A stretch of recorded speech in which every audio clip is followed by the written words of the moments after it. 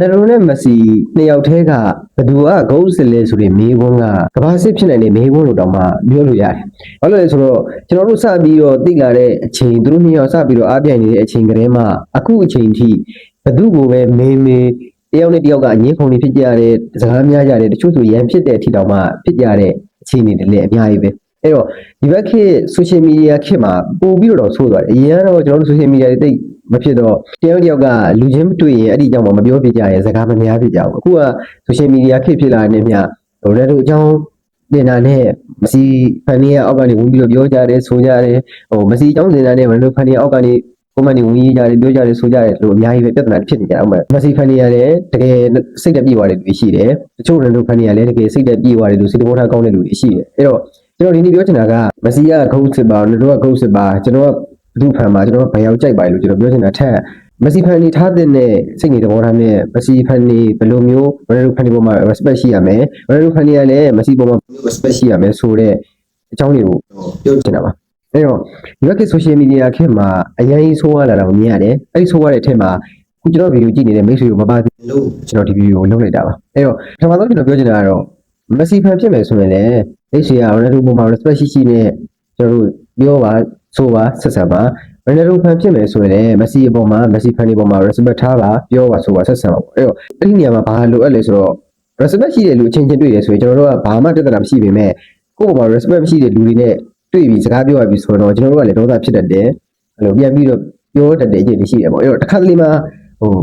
respect ရှိတဲ့လူအချင်းချင်းအဆင်ပြေပေမဲ့မရှိတဲ့လူကြားထဲကဝင်လာခဲ့မယ်ဆိုရင်လည်းရှိတဲ့လူချင်းချင်းကပြဿနာဖြစ်သွားနေတာမျိုးတွေရှိတယ်ခုခေတ်မှာဆိုရင်ပို့ဆိုးလာတယ် post ခုတင်လိုက်တယ်ဗီဒီယိုခုတင်လိုက်တယ်ရိုနယ်ဒိုကောင်းကြောင်းတစ်ခုရိုနယ်ဒိုကောင်းကြောင်းကြည့်ပဲရေးထားတယ်ရိုနယ်ဒိုရဲ့အကြောင်းကိုရေးထားတယ်ဆိုတော့မှတချို့မက်ဆီဖန်တွေကလာပြီးတော့ငါတို့ဂိုးစစ်ကမက်ဆီပဲမင်းတို့ရိုနယ်ဒိုကဘာဖြစ်လို့လဲညာဖြစ်လို့လဲကဘာဖလားရဘူးလားဆိုတဲ့ပုံစံနဲ့ပြောကြတယ်မက်ဆီကောင်းကြောင်းကိုပဲမက်ဆီကောင်းကြောင်းတပြပြောရမလဲမက်ဆီရဲ့တို့ဒီနေ့လုံနိုင်ခဲ့တဲ့ပွဲရလက်တွေအကြောင်းမက်ဆီအကြောင်းတွေပြောထားပြီးဆိုရင်အောက်ကရိုနယ်ဒိုဖန်တချို့ကကိုမန်ကနေပြီးတော့မင်းဂိုး1000ဂိုး900တွန်းဘူးလားတို့ဂိုး1000တော့ပြည့်တော့မှမင်းအဲ့လောက်လုပ်ဘူးလားတို့အသက်ဘယ်လောက်ရှိပြီပါညာနဲ့ဘယ်လိုဖန်နေရလဲပြောကြတာပဲဆိုတော့တကယ် respect ရှိတဲ့တကယ်ကိုအားပေးတဲ့ player ပေါ်မှာ respect ရှိတဲ့ဖန်တိုင်းကအဲ့ဒီအကြောင်းအရာတွေကိုလိုက်ပြီးတော့စိတ်ဝင်စားလေမရှိဘူးဒါကကျွန်တော်ကိုယ်လေးပါကျွန်တော်ငယ်ချင်းတွေထဲမှာလည်းမက်ဆီဖန်တွေရှိတယ်ရိုနယ်ဒိုဖန်တွေရှိတယ်ဒါပေမဲ့သူကျွန်တော်ကိုလာပြီးတော့မင်းဘယ်ရောက်ကြိုက်တာလဲငါတော့မက်ဆီကြိုက်တာငါတော့ရိုနယ်ဒိုကြိုက်တာဆိုပြောကြတဲ့အချိန်မှာလည်းအေးစေပဲသူတို့ဘယ်သူ့မှလည်းမမဟုတ်ဘူးသူတို့ကြိုက်တယ်သူတို့အကြိုက်တယ်သူတို့တက်ခိုင်းကြတယ်သူတို့ပြောဆိုကြတယ်ဒီနေ့ကမ္ဘာဖလားပွဲမှာတော့မက်ဆီဖန်တယောက်ကအားတဲ့ဒီနှစ်တော့တဲ့ငါအာဂျင်တီးနားထဲတဲ့ဘော်ဒီကိုရသိချင်တယ်တဲ့ဟာမင်းဘာလို့လဲမင်းမက်ဆီဖန်ဖြစ်နေပြီးတော့လို့ပြောဟိုဘူးပါတဲ့ဟိုမက်ဆီကကမ္ဘာဖလား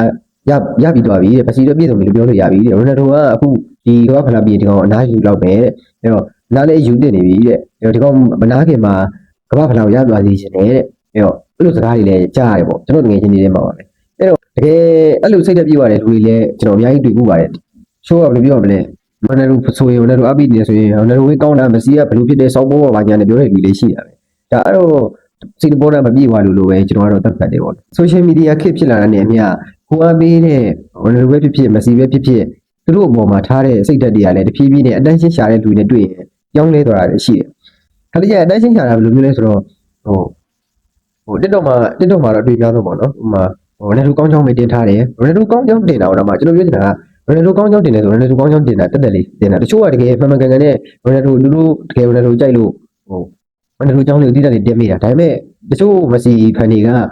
ကကိုမန်နေကိုပြောကြတယ်ဘာဖြစ်တယ်ကြာဖြစ်တယ်တကယ်တော့ကျွန်တော်ဘာမှမဆိုင်ဘူးသူတင်လိုက်တာဒီရိုးရှင်းရှင်းလေးပဲရိုနယ်ဒိုကြိုက်တယ်အဲ့ဒါကြောင့်သူရိုနယ်ဒိုကြောင်းလေးကိုတိတက်လေးတင်လိုက်တာတချို့ကတော့လည်းမက်ဆီဖန်တချို့ကလည်းမက်ဆီကောင်းကြောင်းလေးကိုတိတက်တင်လိုက်တာဒါပေမဲ့ကိုမန်မှာကြတော့ရိုနယ်ဒိုဖန်တွေကဆဲကြတယ်ဆိုကြတယ်မက်ဆီဖန်တကယ်တော့ဆဲစရာအကြောင်းလည်းမပါဘူးဥပမာဘယ်လိုပြောမလဲမက်ဆီကောင်းကြောင်းကြီးတင်ပြီးတော့ရိုနယ်ဒိုကောင်းကြောင်းကြီးဖိနေထားတယ်ဆိုရင်ဆဲတယ်ဆိုတာလက်ခံလို့ရတယ်ဆိုတဲ့အနေအထားမှာရှိတယ်မဆဲရင်တော့အကောင်းဆုံးပေါ့တချို့ကမက်ဆီကောင်းကြောင်းလေးတက်တင်ထားတယ်ရိုနယ်ဒိုကောင်းကြောင်းလေးတိတက်တင်ထားတယ်ဆိုတော့မှဆဲဝန်းပြီးတော့ဆဲကြတဲ့လူတွေရှိတယ်အဲ့တော့အဲ့လိုအရာတွေအပေါ်မှာအသုံးချပြီးတော့အတက်ရှင်းရရင်ပြီးရောဆိုတဲ့စိတ်နဲ့ပတ်ဆက်ရရင်ပြီးရောဆိုတဲ့စိတ်နဲ့ရိုနယ်ဒိုကောင်းကြောင်းတွေပဲတင်မက်ဆီကိုဖိနေတာမျိုးတွေလုပ်ကြတယ်အဲ့ဒီအောင်မကျင်းတဲ့လူကဝန်ဆဲကြတယ်ဆိုရတယ်အဲ့လိုပုံစံမျိုးဖြစ်လာတော့ကြတော့သူတို့ကအတက်ရှင်းရှာတဲ့လူတွေပတ်ဆက်ရသွားတယ်အဲ့ဒီအတက်ရှင်းရှာတဲ့ပုံကိုကြည့်တဲ့လူဗီဒီယိုကြည့်တဲ့လူတွေကဒေါသတွေဖြစ်ပူလောင်မှုတွေနဲ့ညံ့ခဲ့ရတာ အဲ့တော့ attention ဆိုတဲ့တဘောတရားကိုနားမလည်ဘူးဆိုရင်ကျွန်တော်ဗီဒီယိုတစ်ပုတ်လုပ်ထားတယ်ကျွန်တော် channel မှာဝင်ကြည့်သွားပါအဲ့တော့ attention ဆိုတာဘာလဲဆိုပြီးတော့ကျွန်တော်အကုန်လုံး attention ကျွန်တော်တွေ့ခဲ့ဘူးများ attention တွေအကြောင်းအကုန်လုံးကိုကျွန်တော်ပြောပြပေးထားတယ်အဲ့တော့ဘယ်လိုဖန်နေအနေနဲ့လဲကျွန်တော်တို့ကနားလည်မှုရှိတဲ့နဲ့မက်ဆီဖန်နေအနေနဲ့လဲကျွန်တော်တို့နားလည်မှုရှိတဲ့နဲ့ respect တွေရှိတဲ့ကျွန်တော်တို့ဒီကစားသမားနှစ်ယောက်ကိုဒီခုချိန်ထိကျွန်တော်တို့ဒီမျက်ခင်းစိမ်းပေါ်မှာမြင်တွေ့နေရတယ်ဆိုတာလေကျွန်တော်တို့ကန်ကောင်းလို့ပဲပြောလို့ရပါကျွန်တော်တို့အဲ့ဒီအောက်ကလူတွေကျွန်တော်တို့ထက်အသက်ငယ်လူတွေဒီရိုနယ်ဒိုတို့မက်ဆီတို့မျက်ခင်းစိမ်းပေါ်မှာကစားနေရတာကိုသူတို့မြင်တွေ့ခဲ့ရမှာမဟုတ်တော့မြင်တွေ့ခဲ့ရမှာမဟုတ်တော့အဲ့တော့ရိုနယ်ဒိုရှင်နေတာဒီမက်ဆီပဲဖြစ်တယ်လို့မက်ဆီရှင်နေတာဒီလည်းရိုနယ်ဒိုပဲဖြစ်တယ်အဲ့တော့ကျွန်တော်ပြောချင်တာကတချို့ဟာရှိတယ်ဗျာဘယ်ပြောမလဲကိုကြိုက်တဲ့လူတယောက်ကရိုနယ်ဒိုဖန်ဖို့တော့ဆိုရင်အဲ့ဒီလူကအမပေးဘူးဆိုတဲ့ပုံစံတွေလည်းတွေ့ရတယ်ပေါ့နော်ဒါတွေကတော့ကျွန်တော်ကတော့မဆိုင်ဘူးထင်တယ်ကျွန်တော်နဲ့ဥပမာပြပြပြမယ်ကျွန်တော်ဆိုရင်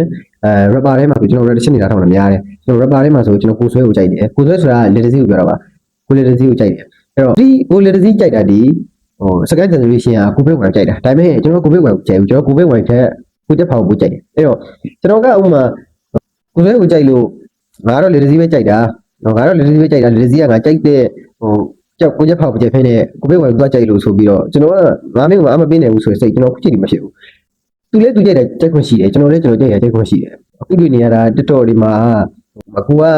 တယောက်ကိုအားပေးလို့ကိုကအားတယောက်ကိုအားပေးလို့ကိုကလည်း streamer တယောက်ကိုအားပေးလို့အဲ့ဒီ streamer ရိုနယ်ဒိုပဲဖြစ်နေရင်မက်ဆီဖန်နီကဘလော့တာမျိုးတွေ follow ဖြုတ်တာမျိုးတွေအဲ့လိုတွေလုပ်ကြတာကိုအားပေးတဲ့ streamer ကိုအားပေးတဲ့ artist ကမက်ဆီဖန်ဖြစ်နေရင်လည်းရိုနယ်ဒိုဖန်နီကဖြုတ်ကြပြန်ရောအခုကဘယ်လိုဖြစ်နေလဲဆိုတော့ကိုအားပေးတဲ့လူကရိုနယ်ဒိုဖန်ဖြစ်နေရင်မက်ဆီဖန်နီကအဲ့ဒီကောင်ကို follow ဖြုတ်ကြတယ်ဘလော့ကြတယ်ကိုအားပေးတဲ့လူကမက်ဆီဖန်ဖြစ်နေရင်ရိုနယ်ဒိုဖန်နီကfollow လုပ်ကြတယ်ဘလော့ကြတယ်အဲ့လိုကြီးဖြစ်နေကြတယ်ဒါတော့ကျွန်တော်ကတော့မဆိုင်ဘူးထင်တာပဲဒီနေ့ကမ္ဘာဖလားကိုတော့ကျွန်တော်ဘုဒ္ဓဂူပဲရသည်ချင်ပါဘာလို့လဲဆိုတော့မက်ဆီကကမ္ဘာဖလားရပြီးသွားပြီအဲဒါကြောင့်ကျွန်တော်တို့နှစ်ယောက်လုံးကျွန်တော်ဖြစ်စီချင်တာတော့မပြောပါမလဲဗျာဟိုတော်လုံးစူဖလားအတူလေးကိုရသည်ချင်တာဘာလို့ရသည်ချင်တာလဲဆိုတော့အငင်းကုန်နေမဖြစ်စေချင်တော့အခုဆိုရင်မက်ဆီဖန်နီကရိုနယ်ဒိုကမ္ဘာဖလားရဘူးလားဘာဖြစ်လာနေပြောကြတယ်ရိုနယ်ဒိုဖန်နီကလည်းမက်ဆီကိုမင်းတို့ကိုရပြေဘူးလားမဖြစ်ဘူးလားရဖြစ်ဘူးလားကိုဆောင်တို့ရောက်မှလားကိုများတော့တွန်းထားဘူးလားဟိုပရီးမီးယားလည်းဖရရဘူးလားအမျိုးမျိုးပေါ့ပြောချတယ်အဲ့တော့အဲ့လိုဒီစကားတွေတယောက်မှပြောလို့မရအောင်ထိကျွန်တော်ကသူတို့နှစ်ယောက်လုံးကိုတကယ်ဖလားတွေအစုံရှိတဲ့ကစားသမားနှစ်ယောက်ဖြစ်ကျွန်တော်ကမြင်ချင်တာဒါတော့ကျွန်တော်ဆန္ဒပေါ့ဒါပေမဲ့ဖြစ်ဖို့ကလည်းမလွယ်ပါဘူးအဲ့တော့နှစ်ယောက်လုံးကနိုင်ဦးကြတော့မယ်ကျွန်တော်တို့နောက်တစ်နှစ်ထက်ပို့ပြီးတော့အများဆုံး3နှစ်ပေါ့အဲ့ဒီနှစ်တွေထက်ပို့ပြီးတော့ကျွန်တော်တို့သူတို့ကစားသမားနှစ်ယောက်ကိုကျွန်တော်ဒီမြက်ခင်းစိမ်းပေါ်မြင်မှုတွေ့ဖို့ဆိုတာကမလွယ်တော့မက်ဆီဖန်နီပြောချင်တာကလည်းattention ဆိုတဲ့အဓိပ္ပာယ်ကိုကျွန်တော်တို့ရင်ဆုံးနားလည်အောင်လုပ်ပါတချို့လူတွေက TikTok မှာမက်ဆီမကောင်းကြောင်းတွေတင်ရမယ်ဘယ်လိုမကောင်းကြောင်းတွေတင်ရမယ်ကျွန်တော်တို့အဲ့ဒါတွေလိုက်ခံစားစိတ်တွေတိုးပြီးတော့ comment တွေတော့မရေးပါနဲ့သူတို့က attention ရှာတဲ့လူတွေပါအဲ့တော့ရိုနယ်ဒိုဖန်နီကလည်းမက်ဆီဖန်နီပေါ်မှာ respect ရှိပါမက်ဆီဖန်နီကလည်းရိုနယ်ဒိုပေါ်မှာ respect ရှိဖို့ကျွန်တော်ပြောချင်ပါတယ်အဲ့တော့ဒီဗီဒီယိုကတော့ဒီလောက်ပါပဲ